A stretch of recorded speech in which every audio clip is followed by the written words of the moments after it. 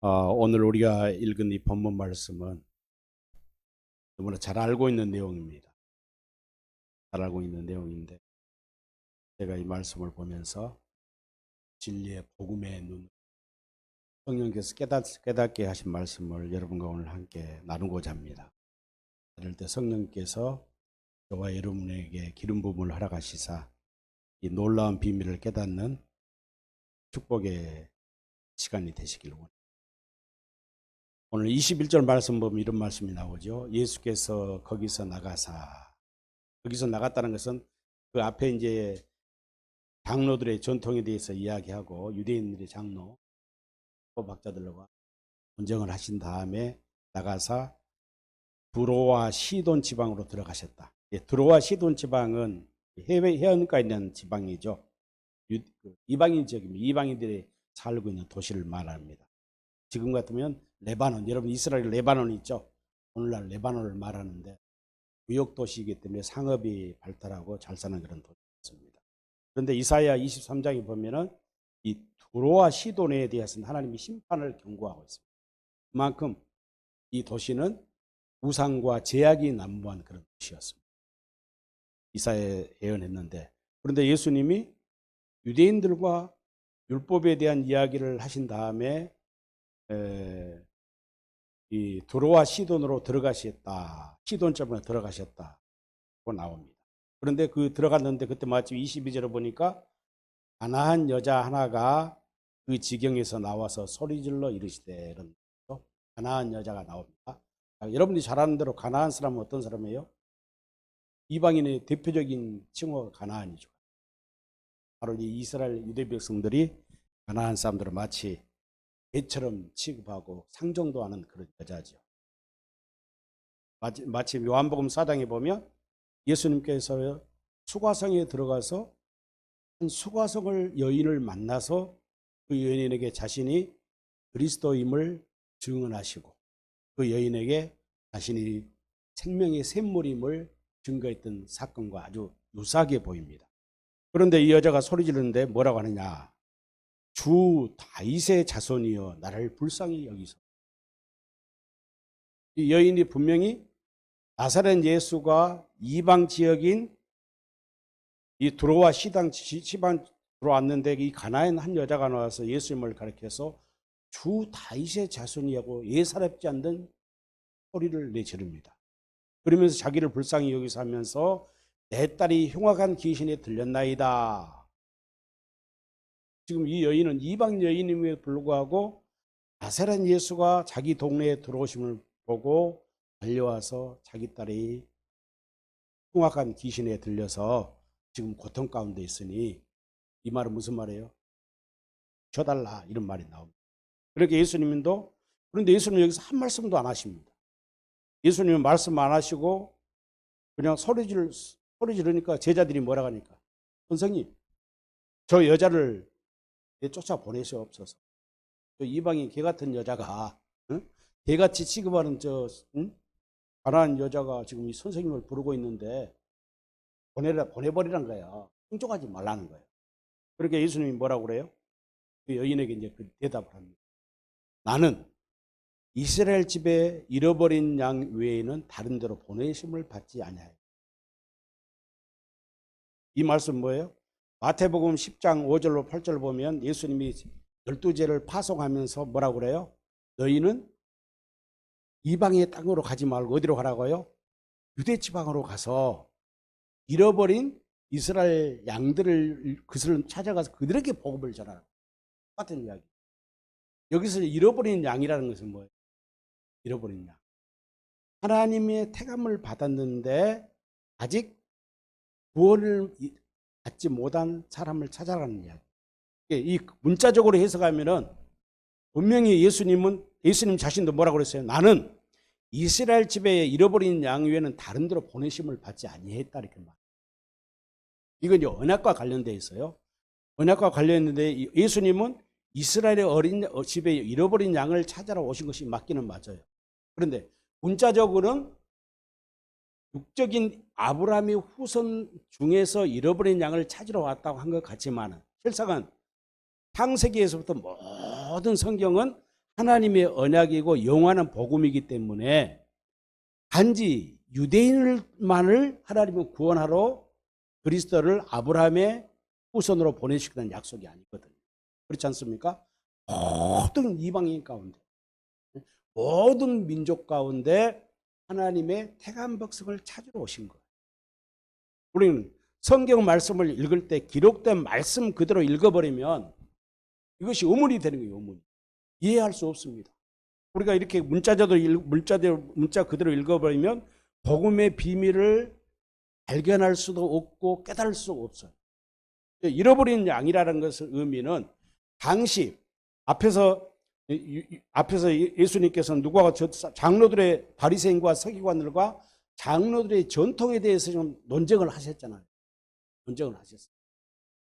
논쟁을 하셨기 때문에 그들이 주장하고 있던 잘못된 선민의식, 유대인만이 하나님의 택한 백성이고 그들만이 구원받을 수 있다는 잘못된 어떤 모세의 율법으로 자신의 의를 유기했다는 율법적인 사고방식을 깨뜨리는 의도에서 예수님은 두로와 시돈의 지방으로 들어요.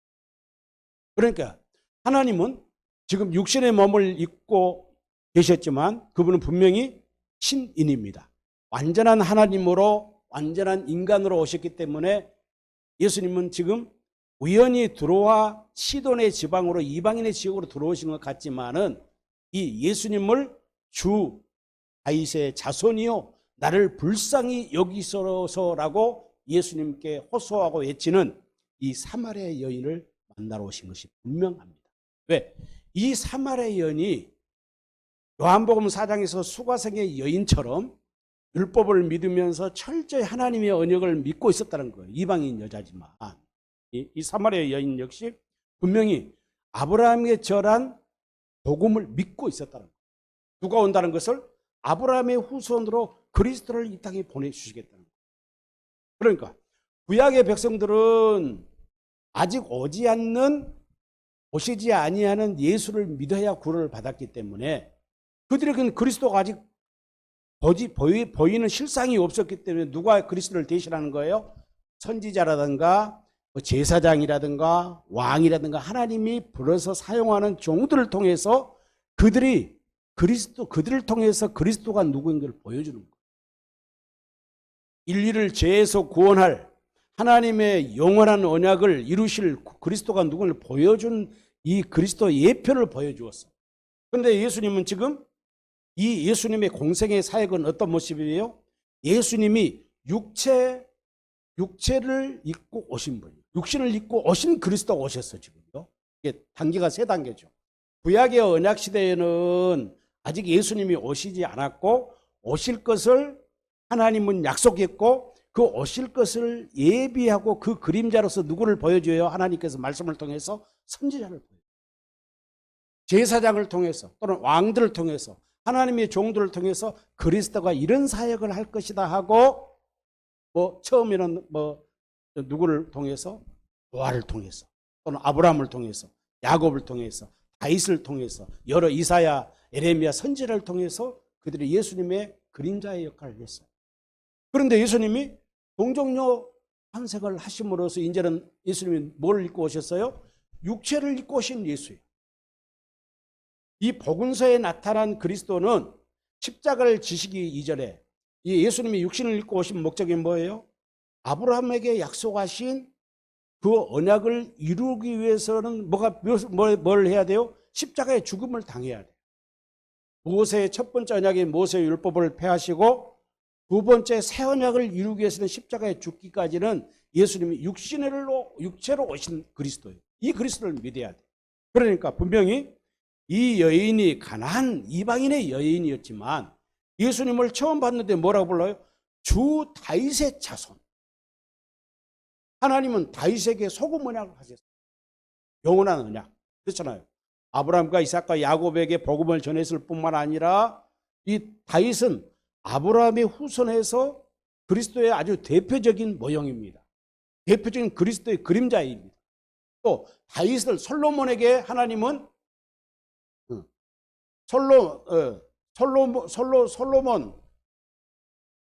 솔로몬이 다윗의 이제 아들이죠.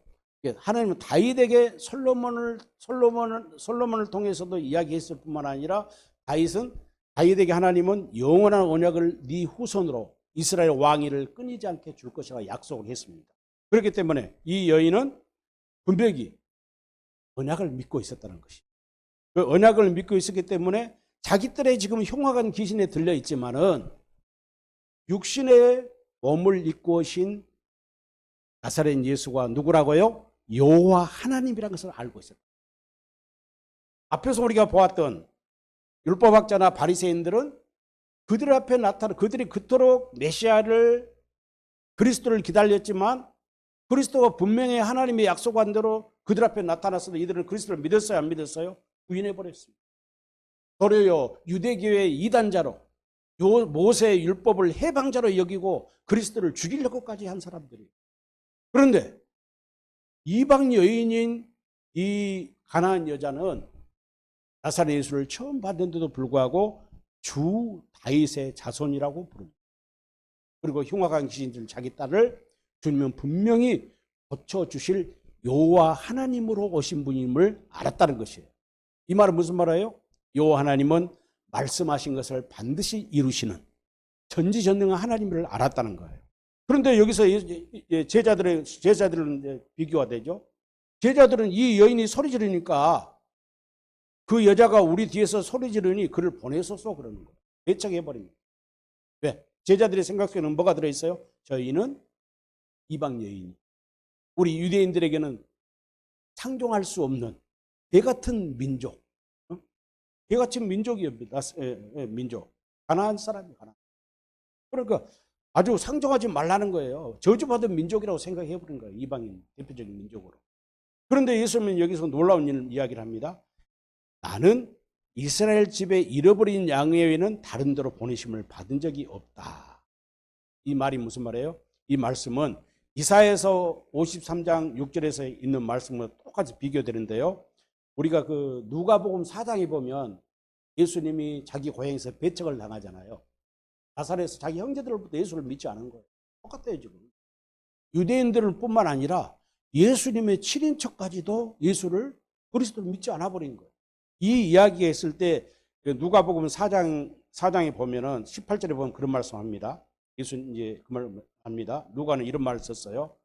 누가복음 4장 16절에 보면 이런 말이 나옵니다. 예수께서 그가 자라신 곳 나사렛에 이르사 안식일에 늘 하시던 대로 회당에 들어가서 성경을 읽으려고 서심해 선지자 이사야의 글을 드리거늘 책을 펴서 이렇게 기록한 대로 찾으시니 곧 주의 성령이 내게 임하셨으니 그런 말이 나옵니다. 주의 성령이 내게 임하셨으니 이는 가난한 자에게 복음을 할렐루야. 이게 뭐 이사야서 61장 2절에 나오면서 인용하고 있잖아요. 자, 그리고 내게 기름을 부으시고 예수님께 기름을 부으셨어요. 하나님이 보내서 육신의 몸으로 보내주셔서 여기서 중요한 건 보내시고 뭘 하라고요? 포로된 자에게 자유를 또 눈먼 자에게 보게 하심을 전파하며 눌린 자에게 자유롭게 하고 주의 은혜의 해를 전파하게 하려 하십니다. 은혜의 해가 뭐예요? 때를 말하죠. 희년. 여기에서 말하는 것은 지금 포로된 자에게 자유를, 눈먼 자에게 보게 함을, 눌린 자에게 자유를 주고 은혜의 해를 베푼다는 건 우리가 50년 때의 희년을 말하는 것인데 영원한 안식을 말하는 안식의 축복을 지금 약속하고 있습니다. 그러니까 예수님이 이 땅에 오신 목적이 뭐예요? 안식을 허락하시려고 오신 거예요. 안식일의 주인이 되어서. 그리고는 책을 덮고 그 맡은 자에게 주시고 앉으시니 해당에 있는 자들이 주목하여 보더라. 이에 예수께서 그들에게 말씀하시되 이 글이 오늘 너희에게 응하였느니라. 할렐루야. 응하였다는 거예요. 이사야 61장의 그 예언이 700년 전에 BC 700년 전에 이사야가 예언한 그 이야기가 예수님이 오신 목적이다 그 말이에요. 뭐다게 고통받는 자에게 자유를 주는 안식일의 주인으로 오셨다는 이야기예요. 그러면서 24절을 보시기 바랍니다. 24절. 내가 진실로 너에게 이르노니 선지자가 고향에서는 환영을 받는 자가 없느니라. 25절에 내가 참으로 너희에게 이르노니 엘리야 시대에 하늘이 3년 6개월간 닫히어 온 땅에 흉년이 들었을 때 이스라엘에 많은 과부가 있었어요. 과부가 있었는데 엘리야가 그중 한 사람에게로 보내심을 받지 않고 오직 시돈 땅에 있는, 여기 시돈 땅이 뭐예요? 이방 지역이. 그러니까 유대 땅에도 많은 과부들이 있고 기근에 시달리고 있는데 이 시돈 땅에 있는 사렙다의 한 과부를 찾아가서 그에게 뭘 하는 거예요? 축복을 내리신 거예요. 또 27절에 선지자 엘리사 때에는 이스라엘에 많은 나병 환자가 있었음에도 불구하고 그 중에 한 사람도 깨끗함을 얻지 못했어요. 오직 누구만을? 수리아 사람 나만 장군만이 문둥병에서 고침받는 역사. 보세요.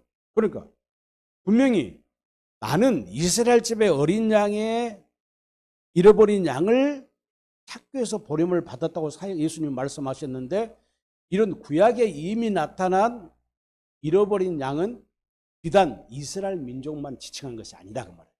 그렇죠? 모든 이방인, 모든 하나님의 택한 백성을 찾으러 오셨다는 거예요. 찾으러 오셨다.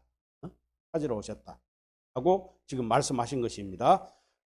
그래서 이제 예수님이 뭐라 하느냐? 여자가 이제 이렇게 이제 예수님이 말씀하시니까 오늘 본문에다 갑니다. 25절에 여자가 와서 예수께 절하며 이르되 주여 저를 도와주시옵소서. 도와달라는 거예요. 도와달라면서 뭐라 하느냐? 예수님이 자녀의 떡을 취하여 개들에게 던짐이 마땅하지 아니하니라. 그렇게 지금 이 여인에게 가슴 아픈 어떤 그런 자기의 핸디캡을 예수님이 지적한 것 같잖아요. 개들에게 던지지 않는다는 자녀의 떡을. 그러니까 이스라엘 이 떡이라는 것은 뭘까요? 우리 먹는 음식을 말한 거죠. 이렇게 기록된 말씀은 어떤 먹는 떡의 문제를 가지고 이야기한 것 같지만 그게 아니에요. 이 떡 속에 뭐가 들어있어요? 복음의 비밀이 들어있어요. 바로 이 떡이 하늘에서 내려온 산떡신 예수님 자신을 가리키는 거예요. 할렐루야. 그렇죠. 이 떡을 누구에게 준다고요? 나는 이스라엘의 잃어버린 양들에게 주려고 나는 내려왔다 이 말이에요.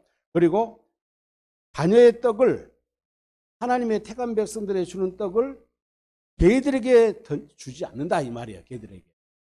이 말은 그러니까 예수님은 이 여인에게 이렇게 말씀하고 선포한 것 같지만 실상은 자신을 따르는 제자들과 많은 예수님을 쫓아다니는 무리들에게 하는 선포하는 말씀.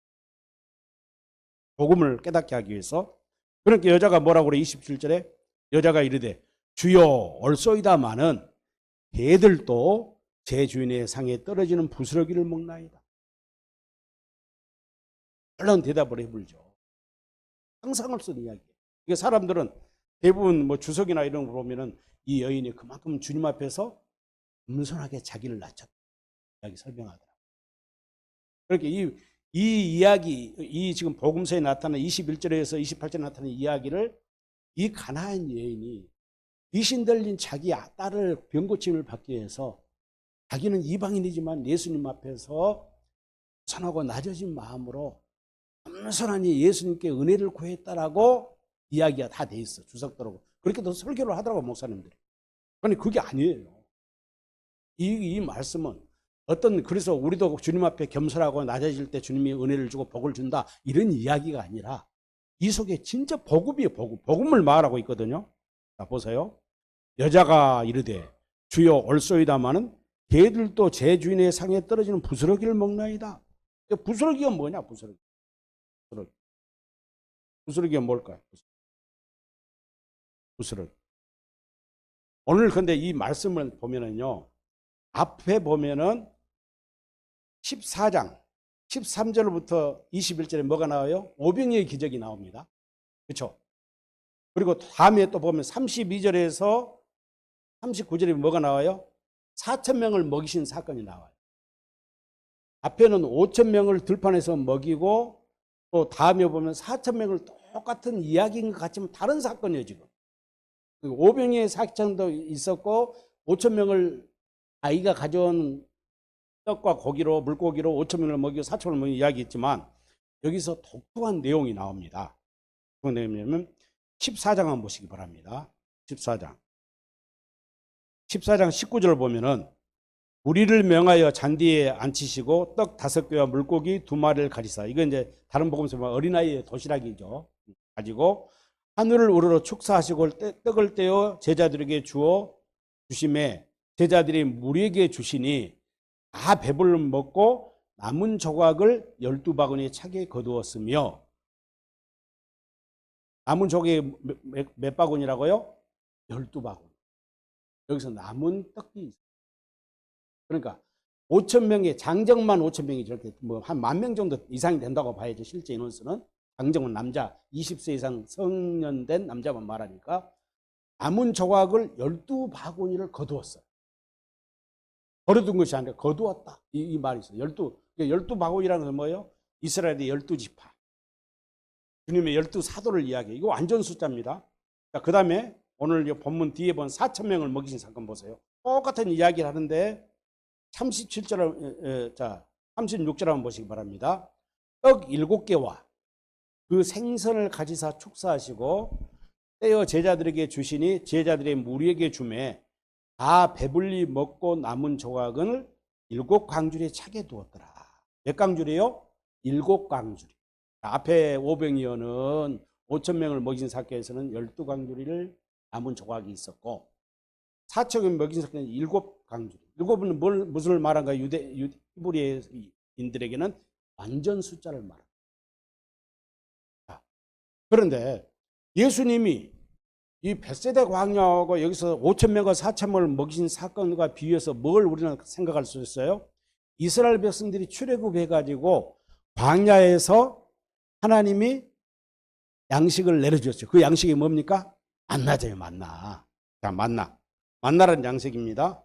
그러니까 신명기서 8장의 만나나 마태복음 4장에서의 만나라는 그랬잖아요. 예수님이 너희 조상들은 만나를 먹었지만 다 죽었어요? 살았어요? 다 죽었어요. 그래서 예수님이 뭐라 했어요? 너희가 떡으로만 살 것이 아니라 하나님의 입에서 나오는 말씀으로서 생명의 떡이신 그리스도 예수님께서 가르침을 받고 살아야 한다. 그렇죠? 이걸 이야기하는 거예요. 다음 지금 이 남은 조각, 남은 강주리, 12강주리, 여기 이제 7강주리는 내가 설교 준비에 전혀 없었어. 이 내용이 없었는데 여기서 찬송하는데 성령께서 있다고 나한테 그걸 전해라. 부스러기가 바로 이것이다. 이 부스러기가 뭔가를 확실하게 이걸 내게 설명을 해달라고 그런 거예요. 부스러기가 뭔가를 내가 부스러기는 당연히 부스러기는 뭐예요? 분명히 우리가 잘 아는데 요한복음 6장 35절에 그랬잖아요. 예수님이 뭐라고 했어요? 나는 하늘에서 내려온 생명의 떡이라. 내가 주는 떡을 먹는 자는 줄이지도 않을 것이고 내가 주는 물을 마시는 자는 목마르지 아니라 그래요. 이게 그러니까 떡이라는 건 뭐예요? 떡이라는 것은 떡 한 강주라고 있다고 생각합시다. 떡이라는 것은 떡 중에서는 온전 이쁜 떡도 있고 미운 떡도 있고 부스러기 떡도 있어요. 그래 부스러기도 떡이 아닙니까? 다 떡이다. 잘 들으시면. 그러니까 이 가나안 여자는 개처럼 유대인들로부터 개처럼 여기는 그런 민족이었지만은 그렇게 예수님이 유대인들의 생각에는 너같이 개들에게는 유대인들에게 허락된 떡을 주지 않는다고 말해요. 구약 성경에 보면 이스라엘 백성을 뭐라고 했어요? 하나님의 말씀을 맡은 자. 말씀이 떡이잖아요. 너희 허락되지 않는다고 말해요. 그런데도 이 가나안 여자는 이러한 구약에서 말하는 하나님의 언약을 알고 있다는 확실한 것이 뭐냐 하는 것은 이 대답이에요. 바로 주여 올소이다마는 개들도 제 주인의 상에서 떨어지는 부스러기를 먹어. 나 같은 개 같은 나 같은 민족이라 할지라도 나는 주님이 생명의 떡인지를 알고 있습니다. 주님이 생명의 떡인지 알고 있습니다. 그 부스러기 떡이라도 나는 원합니다. 이것이에요, 이거. 자, 보세요. 우리가 인간사를 한번 이야기해 봅시다. 부모가 자기 자식이 둘이든 세 명이든 네 명이서 있다고 생각합시다. 그러면은 부모가 자식을 이뻐한 자식이 있고 미운 자식이 있을까요? 없을까요? 나는 없어요. 내 자식 둘이네 둘 다 똑같이 이뻐요. 누구는 이쁘고 누구는 뭐 용돈 저주니까 이쁘고 나는 그런 생각 전혀 안 해요. 그런데 주변에 보면 그런 사람이 있더라고. 자식을 편애하는 사람이 있어. 자식을 편애해요. 하나님은 요한복음 6장 3떡인데요. 하나님은 어떤 분이십니까? 하나님의 사랑은, 하나님의 생명은 차별이 없어요. 차별이 없어요. 이 차별이 없단 말이 어디에 나와요? 로마서 10장이 나옵니다. 로마서 10장 10절, 11절, 12절에 내가 이제 쉬운 성경 한번 읽어드릴게요. 로마서 10절에 보면 이제 로마서 10장 9절에 보면 이런 말이 나와요. 여러분이 만일 여러분의 입으로 예수님은 주님이시라고 고백하고 또 마음으로 하나님께서 그리스도를 죽은 자 가운데 살리신 것을 믿으면 여러분은 구원을 얻습니다. 아멘. 맞죠? 예수님이 죽은 자 가운데서 우리를 살리시는 그 일을 믿는 자는 구원을 얻는다고 그랬어요. 그 다음에 10절에 여러분은 마음으로 믿어 의롭다함을 얻으며 입으로 고백해 구원을 얻습니다. 11절 이렇게 말합니다. 중요합니다. 11절에 성경은 이렇게 말합니다. 그를 믿는 자는 누구나 부끄러움을 당하지 않을 것입니다. 지금 봐요. 이 사마리아의 여인은 예수님이 자식의 떡을 개들에게 던짐이 마땅하지 않다고 그래. 그런데 이 사마리아 여인은 예수님을 만나는 순간 주 다윗의 자손이라고 고백하는 순간 육체로 오신, 육신의 몸을 입고 오신 그리스도를 믿어버린 거예요. 이분을 내가 만나면 귀신 들려서 고통받는 내 딸이 고침받을 수 있고 뿐만 아니라 나도 구원받을 수 있다는 확실한 믿음을 가지고, 주님, 내가 개가 돼도 상관없습니다.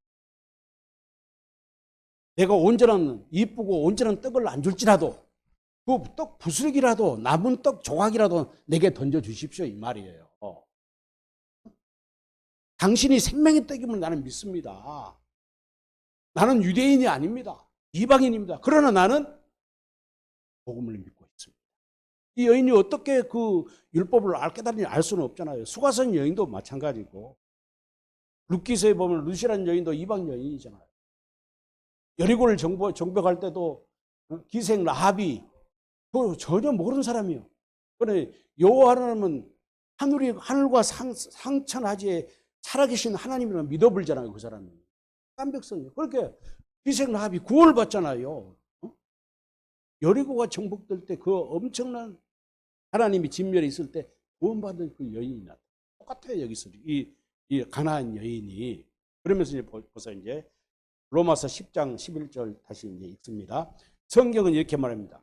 그를 믿는 자는 누구나 부끄러움을 당해요. 누구나 부끄러움 당하지. 예수를 믿는 자는 누구나 부끄러움입니다. 하나님의 차별이 없다는 말을 내가 이야기하려고 그런 거예요. 12절에 유대인이나 그리스인이나 차별이 없습니다. 동일한 주님께서 모든 사람의 주님이 되시며 예수님은 그 이름을 믿는 모든 사람의 주님이 되시는 거예요.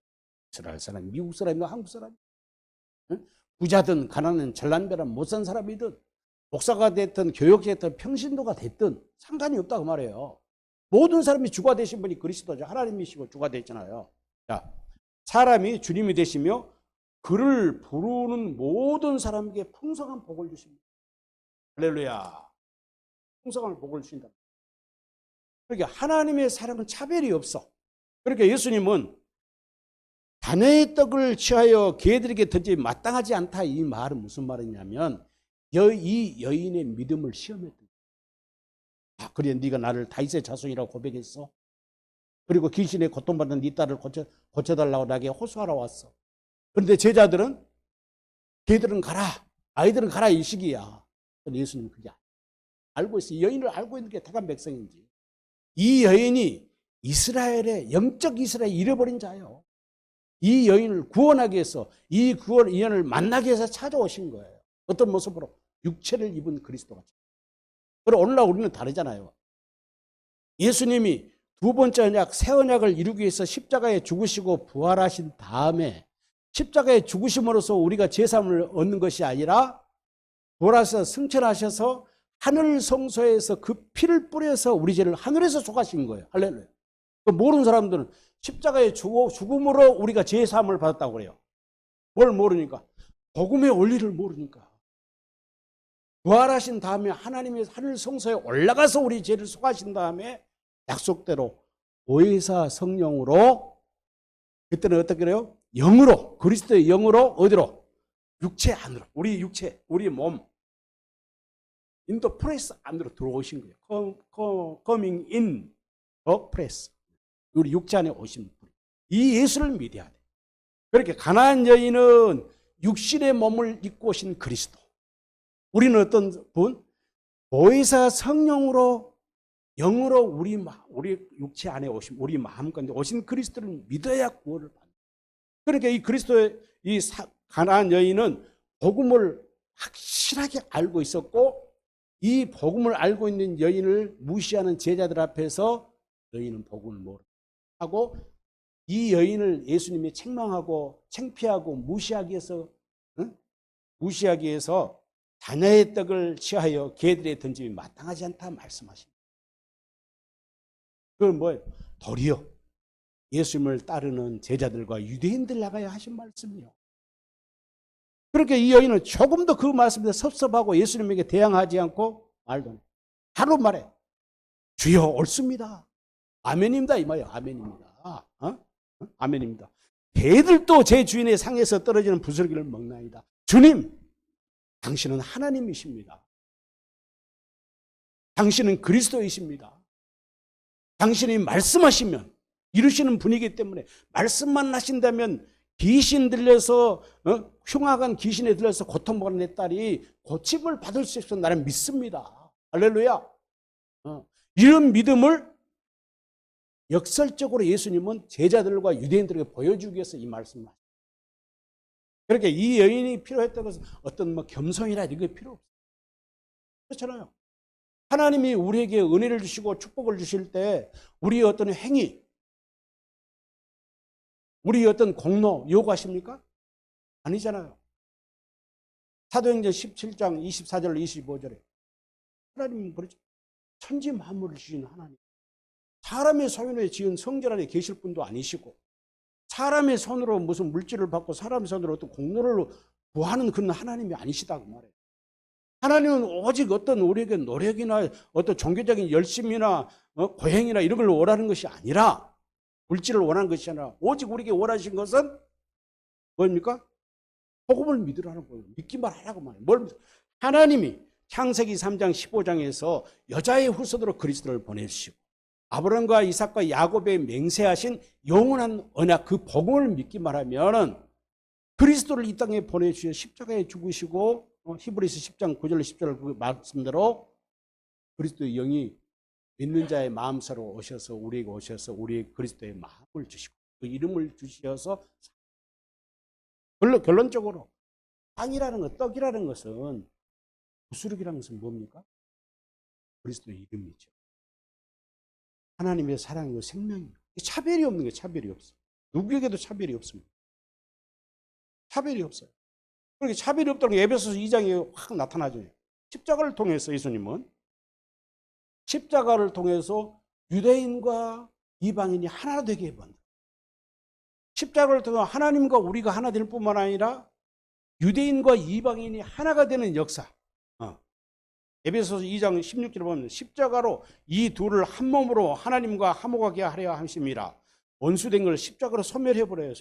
소멸합니다. 그래서 하나님과 우리가 하나 될 뿐만 아니라 유대인과 이방인을 하나로 만들어요. 이걸 갖다가 에베소서 2장 19절에 뭐라고 했어요? 그러므로 이제부터 너희는 외인이 아니요. 그러니까 아까 말한 이 가나안 여인은 유대인들의 입장에서 외인이요. 바깥 사람이에요. 그렇죠. 하나님의 백성이 아니요. 그런데 에베소서 2장 19절에 있어요. 그러므로 이제부터 너희는 외인도 아니요, 나그네도 아니요, 오직 성도들과, 성도는 뭐예요? 로마서 1장 6절에 보면 성도는 그리스도의 것으로 부름을 받은 자가 성도. 에베소서 3장 16절에 생명의 이름을 받은 자가 성도고 교회예요. 그렇죠? 오직 성도들과 동일한 시민이요 하나님의 권석이라. 할렐루야. 그러니까 유대인들이나 제자들이 봤을 때 이 가나안 여인은 외인이 외인. 구원받을 수 없는 이방인이요. 애 같은 족속들. 근데 예수님은 그게 아니란 말이에요. 나그네도 아니고 외인도 아니요. 성도요. 동일한 시민이요. 영적 아브라함의 자손이요. 하나님의 권석이요. 그러기 위해서 사도들과 선지자들의 터 위에 세우신 교회란 말이에요. 교회로 인정해 준 거예요. 그래서 에베소 2장 21절에 뭐라고 했어요? 그의 안에서, 예수 그리스도 안에서 건물마다 서로 연결하여 주 안에서 성전이 되어. 성전, 교회 똑같은 이야기잖아요. 너희도 성령 안에서 하나님이 거하실 초소가 되기 위하여 그리스도 안에서 지어져 가느니라. 할렐루야. 이게 이 비밀이 이 속에 들어있는 거예요. 그러니까 이 흉악한 귀신이 가나안 여지 따위를 들어서 괴롭히고 있는. 어쩌면 오늘날도요, 복음을 깨닫지 못하도록 우리가 보면 고린도후서 4장 4절에 그 말이 나오잖아요. 세상의 신이 믿지 않는 자들을 어떻게 마음을 혼미하게 만들어. 믿지 않는 뭘 모두 복음을 깨닫지 못하고 혼미하게 만들어. 복음의 진리를 알아버리면, 복음을 알아보면 세상이 얼마나 좋아요. 행복합니다. 복음을 알아버리니까 하나님의 사랑이 뭔지 차별은 그 하나님의 사랑, 그 영원한 생명, 그리스도의 마음과 이름을 가지고 하나님이 주시로 약속한 그 축복을 누리고 정말 안식의 기쁨, 이 흉악한 결박에 매있는, 귀신에 매있는 이 결박과 가난과 포로의 감옥에 갇힌 이런 것들을 자유를 포로케 하러 포로된 자들을 모임을 받기 위해서 자유를 주기 위해서 예수님이 이 땅에 오셨는데, 그래서 진리가 너희를 자유케 하려 했는데 세상의 신이 믿지 않는 자의 마음을 혼미케 만들어버려요. 하나님의 영광의 빛을 보지 못하게 만들어요. 그러나 우리가 복음을 믿기만 하면은 고린도후서 4장 6절에 뭐죠? 예수 그리스도의 영광의 얼굴에 빛나는 하나님의 영광의 빛이 우리 마음속에 쫙 비춰져버립니다. 우리 마음에 비춰진다는 무슨 말이에요? 그리스도의 마음이 저와 여러분의 마음이 흘러 들어와 버리니까 이제 그때부터 어떻게 되는 거예요? 어떤 어둠의 권세가 우리를 주장하지, 귀신이 주장하지 못해요. 자, 보세요. 그래서 결론적으로 어떻게 됩니까? 오늘 본문에 28절. 이에 예수께서 대답하여 이르시되 여자여 내 믿음이 크도. 여자여 네 믿음이 크도. 마태복음 8장 8절로 9절은 백부장의 믿음을 보시고 이스라엘에서 이름하는 믿음을 내가 보지 못해. 백부장께서 로마의 군인이잖아요. 이스라엘에서 이런 믿음 보지 봐요. 지금 이 여자가 소리 나사렛 예수여, 주 다윗의 자손이여, 내 딸이 지금 흉악한 귀신에 들려 있습니다 하고 예수님을 부르니까 제 제자들이 그를 쫓아보내버리는 거예요. 예수님은 뭘 모르니까 영적 눈이 오고. 제자들 아직 예수님을 따르는 제자들이었지만 그들이 아직 성령을 받지 못했기 몰랐던 거예요. 그런데 이 여인이, 예수님이 자녀의 떡을 취하여 개들에게 던짐이 마땅하지 않아요. 맞습니다, 주님. 옳습니다. 개들도 제주의 땅에서 떨어지는 부스러기를 먹고 삽니다. 나는 개와 같은 민족입니다. 그렇지만 내게 온전한 빵을 주지 아니하실지라도 부스러기 빵도. 왜? 빵은 차별이 없어. 우리가 육신에 먹는 곡식, 육신의 빵은 차별이 있잖아요. 북유럽 셰프가 만든 빵이 맛있고 음식도 좋은 비싼 식당에 가면 음식도 맛있지만 영적인 빵은 그 차별이 없어요. 네. 하나님의 사랑과 은혜와 축복은 차별이 없다는 거예요. 아까 말했잖아요. 차별이 없어요. 부스러기면 어떻고 온전한 빵이면 어떻고 쪼개진 빵이면 어떠냐고 말해요. 생명인데 생명인데. 하나님이 차별하십니까? 아니에요. 우리가 사람의 눈으로 육신의 생각으로 보면은 하나님이 사람을 차별하는 것 같아요. 그래, 목사님들은 주의 종이니까 엄청 사랑하고, 뭐 천국에 가면은 큰 좋은 집에 살 것, 대궐에 살 것 같고, 저 평신도는 예수님 이제 한 달밖에 안 된 사람 천국 가면 저 초가집에 살 것 같지만 그게 아니에요. 하나님의 사랑은 차별이 없습니다. 하나님의 은혜는 차별이 없습니다. 그 약속을 믿고 복음을 믿는 자에게는 동일한 은혜가 주시는 거예요. 그러니까 사도행전에 그런 이야기를 했잖아요. 사도행전 10장 44절로 45절에 그런 이야기 나와요. 베드로가 이방인들에게 세례를 베푸니까 성령을 받아, 성령을. 그렇게 사람들이 보고 이방인들하고 성령을 주심을 보고 놀랐다 그런 말이에요. 하나님 사랑이 참 그때만 해도 예수님이 십자가에 죽고 부활하고 승천하셔버려서 성령 오순절날 성령이 임해서 제자들과 사도들이 능력을 받고 복음을 전하려 되는데 그때 당시에도 사도 바울이 복음을 전하니까 이방인들이 성령을 받아 성령을. 그렇게 유대인도 깜짝 놀라고 아니 이방인들도 성령을 받냐 놀랐더라. 그런데 또 사도행전 15장 8절로 9절에 그런 이야기 나와요. 마음만 하시는 하나님이 우리와 같이 그들에게도 성령을 부어주셨네. 놀라는 일이에요. 놀라는 일. 그래서 믿음으로 그들의 마음을 깨끗하게 해가지고 그들이나 우리나 차별하지 아니하시고 이렇게 고백드려요. 이것이 뭐예요? 하나님의 역사. 이스라엘의 집에 잃어버린 양.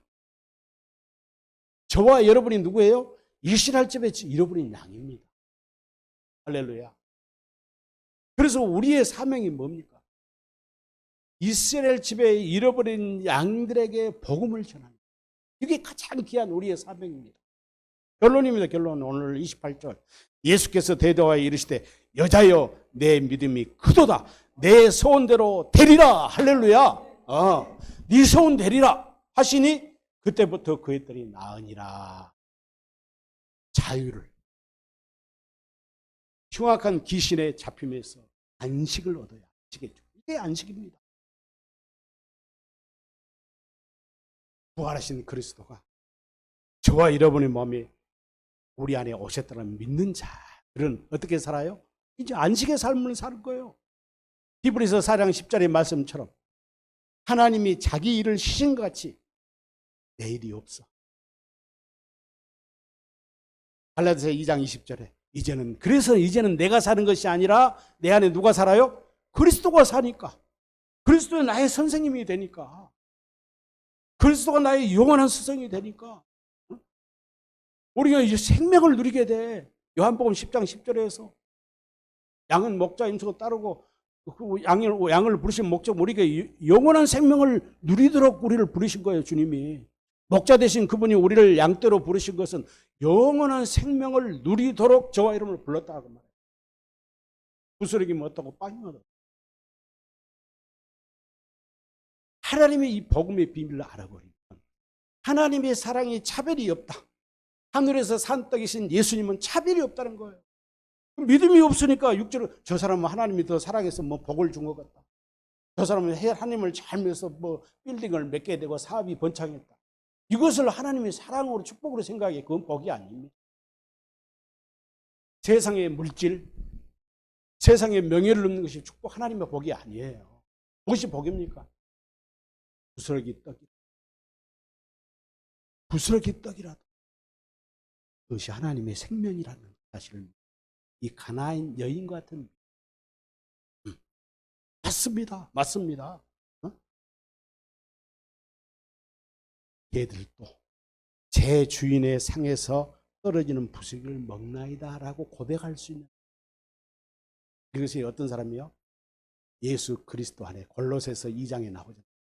예수 그리스도 안에는 하나님의 모든 지혜와 능력과 부여가 들어요. 그걸 누리게 돼요. 그걸 믿는 자, 복음을 믿는 예수 이름을 믿는 자. 이런 믿음을 믿을 때 우리는 이 부스러기에 예수를 비밀을 깨닫게 됩니다.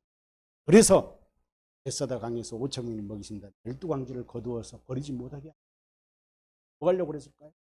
뭐 하려고 버리지 못하게 했을까요? 이 4천 명이 먹이서 7광주를 하게 거두어서 버리지 못하게 했을까요? 명이기 때문에 다른 사람에게 이 잔치에 참여하지 그곳에 앉는 자에게 그 떡을 먹이는 영적인 의미가 이 속에 들어요. 그러니까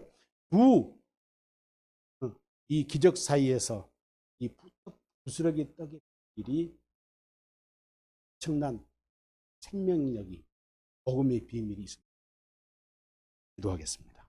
하나님 아버지 감사합니다. 부족과 연약한 우리들에게 귀한 은혜를 주셔서 감사합니다. 사랑하는 모든 심령들에게 하나님 축복하여 주시어서 가나안 여인이 고백한 것처럼 얘들도 주인의 상에서 떨어지는 부스러기를 먹느니라고 고백할 때 예수님께서 여자여 내 믿음 내 소원도 되리라 하시니 그의 딸이 치유받는 흉악한 귀신의 결박에서 자유를 얻은 안식의 복을 얻었습니다. 예수님은 항상 우리에게 생명의 떡이 되심을 믿습니다. 날마다 우리에게 생명의 떡을 공급해 주심을 믿습니다. 이 떡을 먹을 때 우리 줄이지 아니하고 목마르지 아니할 것을 믿습니다. 감사합니다. 영광 홀로 받으옵소서. 예수님의 거룩하신 이름으로 기도하옵나이다. 아멘.